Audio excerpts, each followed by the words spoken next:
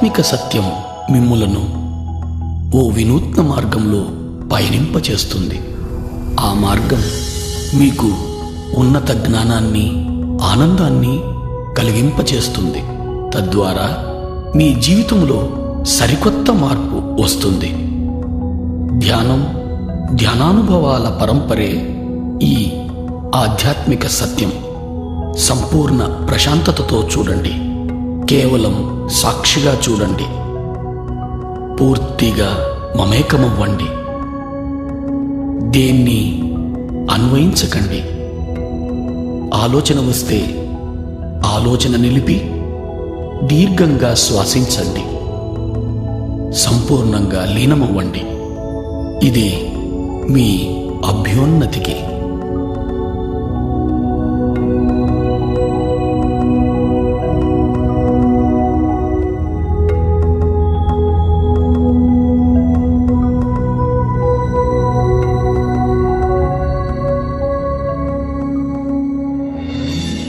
ఈ మహావిశ్వంలో మన ఉనికి అణుమాత్రమే.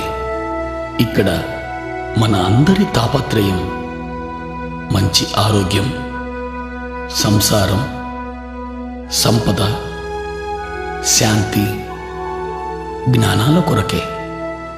మొత్తం మీద అన్ని సమయ సందర్భాల్లో ఆరోగ్య, ఆనందమయ జీవనం కోసమే మన తాపత్రయం.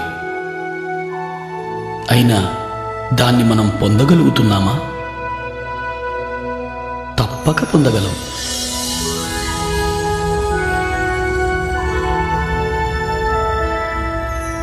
విశ్వశక్తిని, ఆత్మజ్ఞానాన్ని అర్థం చేసుకున్నప్పుడు మాత్రమే అది సాధ్యమవుతుంది.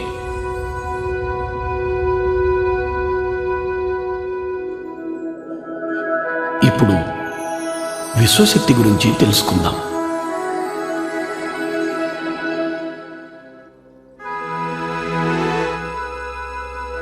ఈ మహావిశ్వమంతా వ్యాపించి ఉన్నదే విశ్వశక్తి.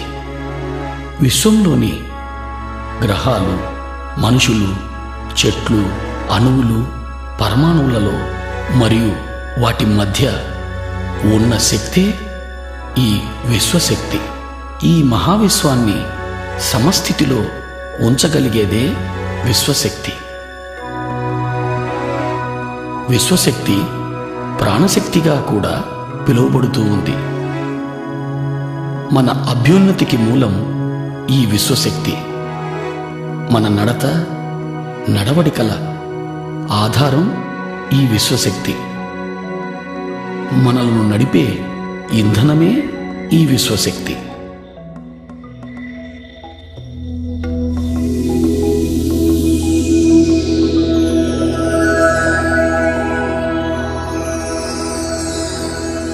నిద్రలోనూ, సంపూర్ణ నిశ్శబ్దంలోనూ మనం కొద్దిగా ఈ విశ్వశక్తిని పొందుతున్నాం.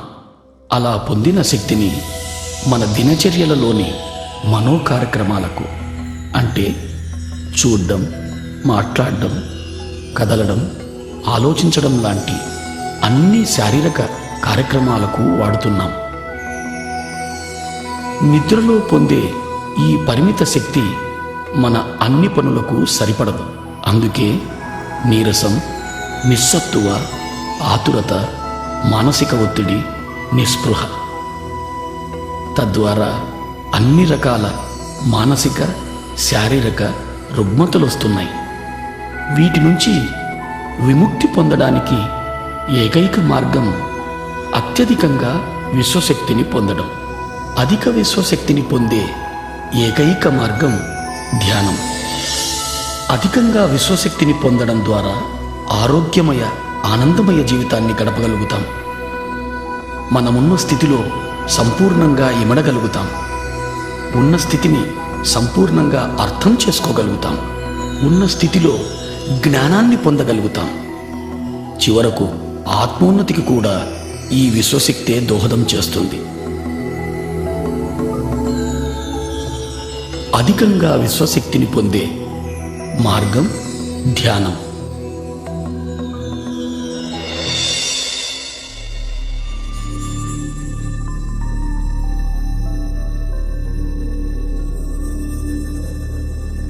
నిద్ర ఎరుకలేని ధ్యానం. ధ్యానం ఎరుకతో నిద్ర. నిద్రలో పరిమిత శక్తిని పొందుతాం, ధ్యానంలో అపరిమితంగా శక్తిని పొందుతాం.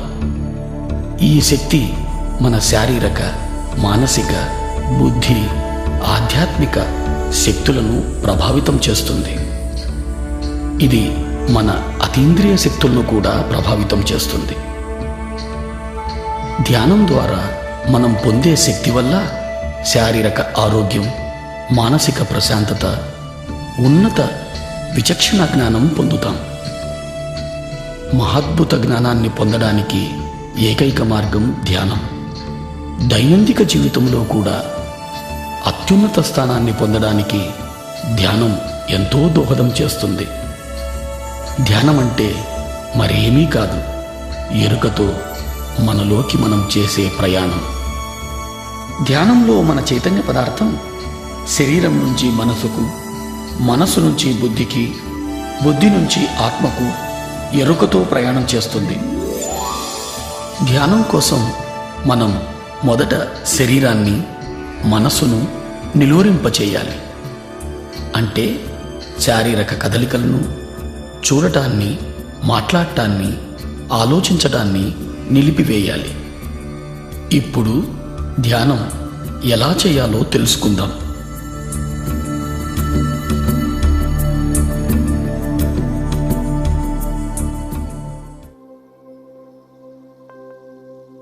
ధ్యానానికి ముఖ్యమైనది ఆసనం. స్థిరమైన, సుఖమైన ఏదైనా ఒక ఆసనాన్ని ఎంచుకోవాలి. నేల మీద కానీ, మరే ఇతర కుర్చీలు, బల్లలు లాంటి వాటి మీద కూర్చొని కూడా చేయవచ్చు. ధ్యానం ఏ సమయంలోనైనా చేయవచ్చు. ముఖ్యమైనది అనుకూలంగా ఉండగలిగే స్థలమై ఉండాలి. హాయిగా కూర్చొని కాళ్ళు రెండు ఒకదానితో ఒకటి చేర్చి, చేతి వేళ్లల్లో వేళ్లుంచి, కళ్ళు మూసుకొని లోపల కానీ బయట కానీ ఏ శబ్దమూ చేయకుండా, ఏ మంత్రమూ జపించకుండా శరీరాన్ని పూర్తిగా తేలిక చేయాలి.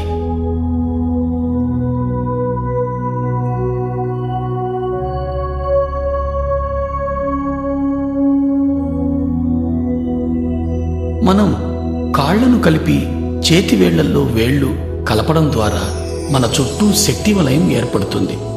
మన ఆసనములో స్థిరత్వాన్ని పెంచుతుంది. కళ్ళు మనోద్వారాలు కాబట్టి కళ్ళు రెండూ మూసుకోవాలి. మంత్రోచ్చారణ కానీ, మరే ఇతర శబ్దం కానీ చేయడం మనసు చేసే పని కాబట్టి దాన్ని సంపూర్ణంగా నిలిపివేయాలి. ఎప్పుడు శరీరం సంపూర్ణంగా స్థిమితమవుతుందో అప్పుడు చైతన్యం శరీర పదార్థం నుంచి మనోబుద్ధి పదార్థాల వైపు ప్రయాణం చేస్తుంది. మనస్సు మరేమీ కాదు, ఆలోచనల పుట్ట. అనుక్షణం ఎన్నో ఆలోచనలు మొదలవుతూనే ఉంటాయి. వాటి వెనుక మరెన్నో ప్రశ్నలు, తెలిసినవి, తెలియనివి. చైతన్య పదార్థాన్ని మనోబుద్ధి పదార్థాల నుంచి ఆత్మవైపు ప్రయాణింపచేయడానికి మనం చేయవలసిన పని మన సహజమైన శ్వాసను గమనించడం. గమనించడం అనేది ఆత్మ యొక్క ప్రక్రియ. సాక్షిభూతంగా సహజ శ్వాసను గమనిస్తూ ఉండాలి. ప్రయత్నపూర్వకంగా శ్వాస ప్రక్రియను చేయరాదు. తనకు తానుగా శ్వాస ప్రక్రియ జరుగుతూ ఉండాలి. సాక్షిగా సహజమైన శ్వాసను గమనిస్తూ ఉండాలి. ఇదే ధ్యానానికి మూలం. ఇదే ధ్యానానికి మార్గం.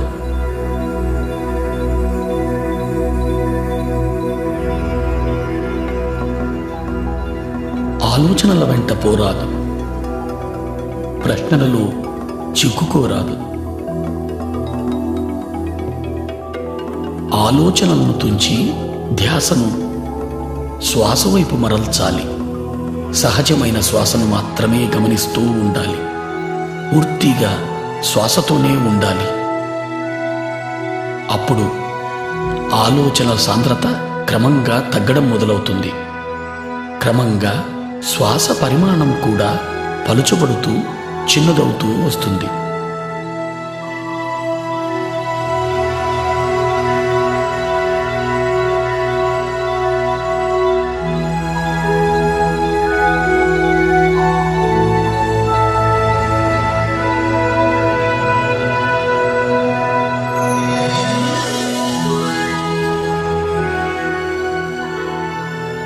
చివరకు పూర్తిగా చిన్నదై రెండు కన్నుమొమ్మల మధ్య చిన్న వెలుగుగా ఉండిపోతుంది.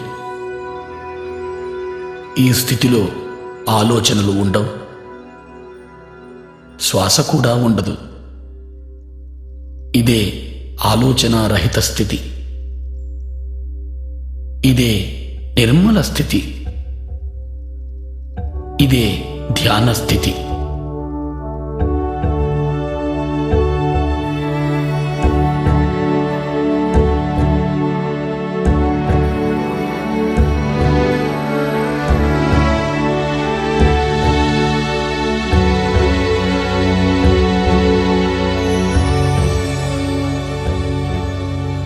ఈ స్థితిలోనే విశ్వశక్తి మనలోకి ప్రవహించడం మొదలవుతుంది. ఎప్పుడైతే మనం అధికంగా ధ్యానం చేస్తామో అధికంగా విశ్వశక్తిని పొందడం జరుగుతుంది.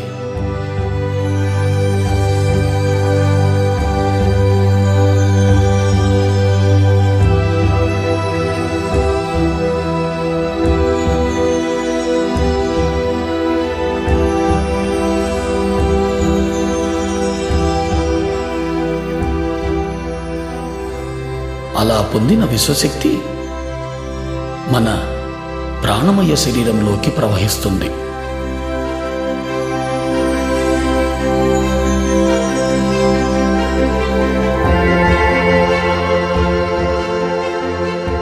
ప్రాణమయ శరీరం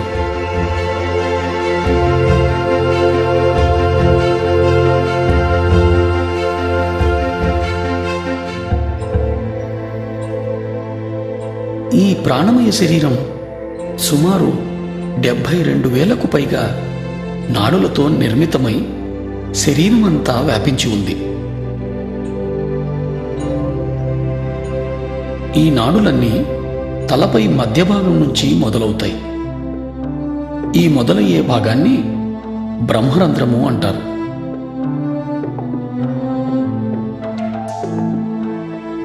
ఈ నాడులన్నీ తలపై భాగంలో ఉన్న బ్రహ్మరంధ్రం నుంచి ప్రారంభమై దేహమంతా చెట్ల వేర్లలా వ్యాపించి ఉన్నాయి.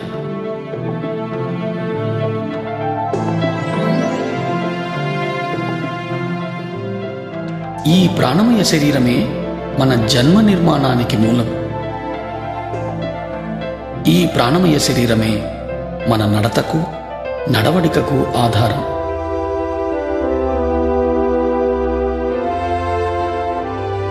మన ప్రాణమయ శరీరం విశ్వశక్తిని నిద్రలోనూ ధ్యానంలోనూ పొందుతూ ఉంటుంది. ఇలా పొందిన విశ్వశక్తిని మన శరీరము, మనసు, బుద్ధి చేసే పనులకు వాడుతూ ఉన్నాం.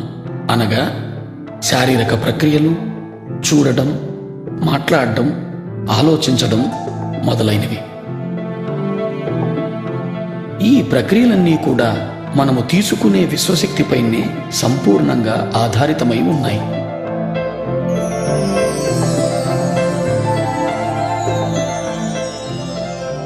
మనలోకి ప్రవహించే విశ్వశక్తి సంపూర్ణంగా మన ఆలోచనలపైనే ఆధారితమై ఉంది.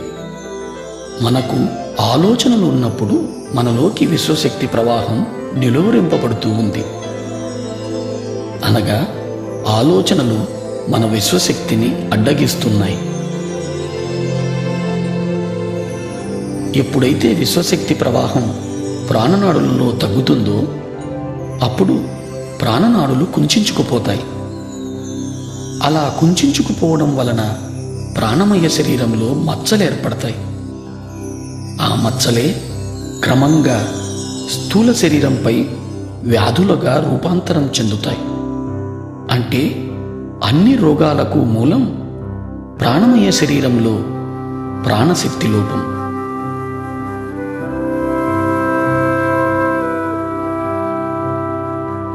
ధ్యానంలో మనము అపారమైన విశ్వశక్తిని పొందుతాం. ఆ శక్తి మన ప్రాణమయ శరీరంలోని అన్ని నాడులలోనూ ప్రవహిస్తుంది. ఎప్పుడైతే ఈ విశ్వశక్తి మన నాడులలో ప్రవహిస్తుందో ఆ ప్రవాహపు తీవ్రతకు నాడులలో ఉన్న అడ్డంకులన్నీ తొలగిపోయి మచ్చలన్నీ మాసిపోతాయి. ఎప్పుడైతే మచ్చలన్నీ మాసిపోతాయో అప్పుడు మనం అన్ని రకాల రుగ్మతల నుంచి విముక్తి పొందగలుగుతాం.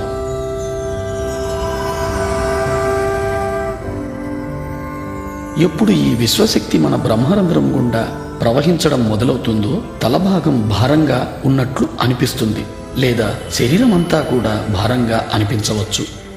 ప్రాణనాడులలో ప్రాణశక్తి ప్రవహిస్తూ శుద్ధి చేస్తున్నప్పుడు ఆ ప్రదేశంలో దురద పెట్టినట్టు గాని నొప్పిగా గాని అనిపించవచ్చు.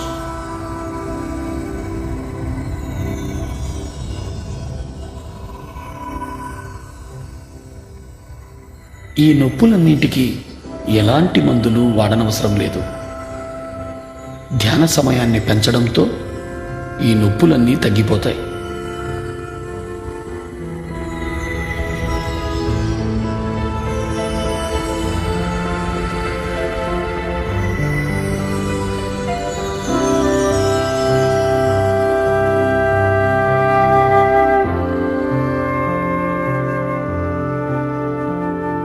అత్యధికంగా విశ్వశక్తిని పొందడం ద్వారా మనం అన్ని రకాలైన శారీరక మానసిక రుగ్మతల నుంచి విముక్తి పొందగలుగుతాం.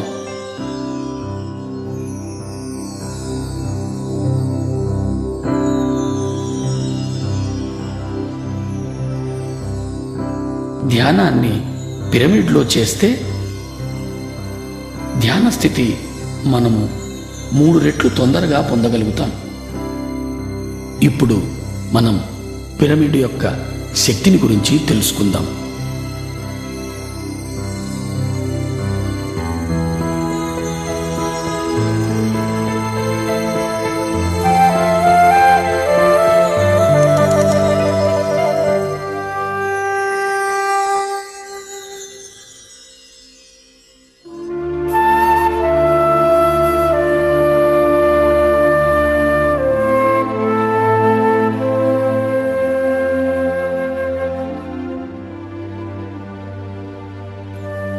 ఈ పృథ్వీపైన అత్యధికంగా విశ్వశక్తిని పొందే ఏకైక కట్టడం పిరమిడ్. 52 డిగ్రీలు 51 నిమిషాల కోణంలో ఇది నిర్మితమై ఉంది. ఈ కోణం వల్లనే పిరమిడ్ అత్యధికంగా విశ్వశక్తిని పొందగలుగుతోంది. పిరమిడ్ని ఏ పదార్థంతోనైనా నిర్మించవచ్చు. పదార్థాల వల్ల పిరమిడ్ పొందే విశ్వశక్తిలో ఏ మార్పు రాదు. పిరమిడ్ని అన్ని దిక్కులకు సమంగా ఉంచాలి. అంటే తూర్పు, పడమర, ఉత్తరం, దక్షిణం అన్ని వైపులకు.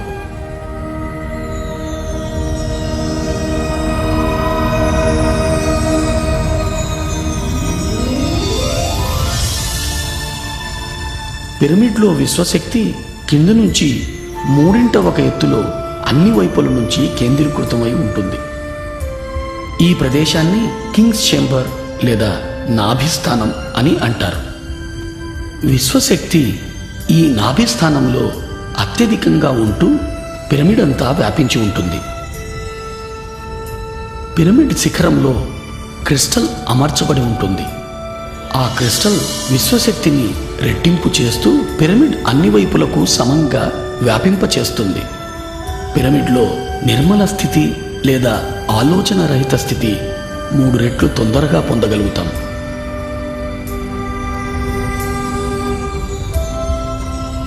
పిరమిడ్లో ధ్యానం ఇతర లోకాలతో అనుసంధానానికి దోహదం చేస్తుంది. పిరమిడ్లో ధ్యానం అన్ని రకాల రుగ్మతల నుంచి విముక్తుల్ని చేస్తుంది. అన్ని రకాల ధ్యానానుభవాల కోసం పిరమిడ్ ధ్యానం ఎంతో ఉపయోగపడుతుంది.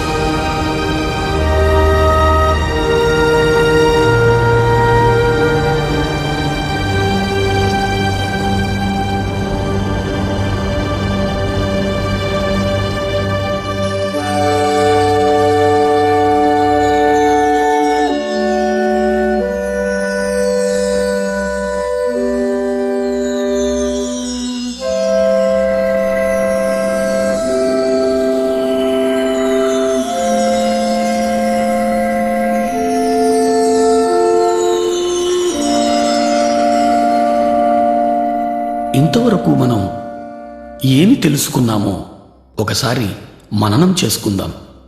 ధ్యానం చైతన్య పదార్థం ఆత్మవైపు చేసే ప్రయాణం. దాని కొరకు శరీరాన్ని, మనసును, బుద్ధిని దాటాల్సి ఉంటుంది. స్థిర సుఖ ఆసనాన్ని ఎంచుకోవడం ద్వారా శారీరక విశ్రాంతిని పొంది తద్వారా చైతన్య పదార్థం మనోబుద్ధి పదార్థాల వైపు ప్రయాణిస్తుంది. మన సహజ శ్వాసను గమనించడం ద్వారా మనోబుద్ధి పదార్థాల నుంచి ఆత్మవైపు ప్రయాణం చేస్తుంది. ఎప్పుడైతే మనం శరీరము, మనస్సు, బుద్ధి పదార్థాలను దాటుతున్నామో అప్పుడు మనలోకి విశ్వశక్తి ప్రవహిస్తుంది. విశ్వశక్తి ప్రవాహం వలన ప్రాణనాడులు శుద్ధిగా వింపబడుతున్నాయి. ఏ ఔషధము లేకుండా ఆరోగ్యవంతమైన జీవితాన్ని పొందగలుగుతున్నాం. మానసిక ఒత్తిడి, మనస్సు సంబంధమైన అన్ని రకాలైన సమస్యల నుంచి విముక్తి పొందగలుగుతున్నాం. మరింత అధికంగా ధ్యానం చేయడం ద్వారా మనస్సు అధిక ప్రశాంతతను పొంది ఉత్తమ జ్ఞాపక శక్తిని పొందగలుగుతున్నాం. ధ్యానం అధికంగా చేయడం ద్వారా మన అవగాహన శక్తి పెరుగుతుంది. తద్వారా పరస్పర సంబంధాలు మెరుగవుతున్నాయి. ధ్యానం సంసార జీవితంలో సుఖం, సంతోషాలను పెంచుతూ ఉంది. మనస్సు నిలకడగా ఉంటూ ఆరోగ్యకరమైన, ఆనందకరమైన జీవితాన్ని అనుక్షణం పొందగలుగుతాం. ధ్యానం ద్వారా మనము అన్ని రకాలైన సమస్యల నుంచి పరిష్కారం పొందగలుగుతాం. ధ్యానంలో అన్ని ఉన్నత స్థితులు పొందడం కోసం మనం క్రమం తప్పకుండా ప్రతిరోజు ధ్యానం చేయాలి. ధ్యానం ఏ స్థలంలోనైనా చేయవచ్చు, ఏ సమయంలోనైనా చేయవచ్చు. ప్రయాణ సమయంలో కూడా ధ్యానం చేయవచ్చు. ఒక్కసారి ధ్యానానికి కూర్చుంటే కనీసం మన వయస్సు ఎంతనో అన్ని నిమిషాల సేపు ధ్యానం ఆచరించాలి. అంటే 30 సంవత్సరాల వారు 30 నిమిషాల సేపు ధ్యానం చెయ్యాలి.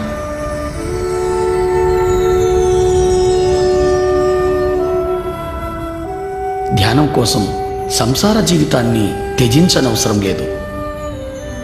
ప్రతి ఒక్కరూ ధ్యానం చెయ్యాలి. ధ్యానం 5వ ఏట నుంచే చిన్నపిల్లలు మొదలు పెట్టవచ్చు. చిన్నపిల్లలు ఉత్తమంగా ధ్యానం చేయగలుగుతారు.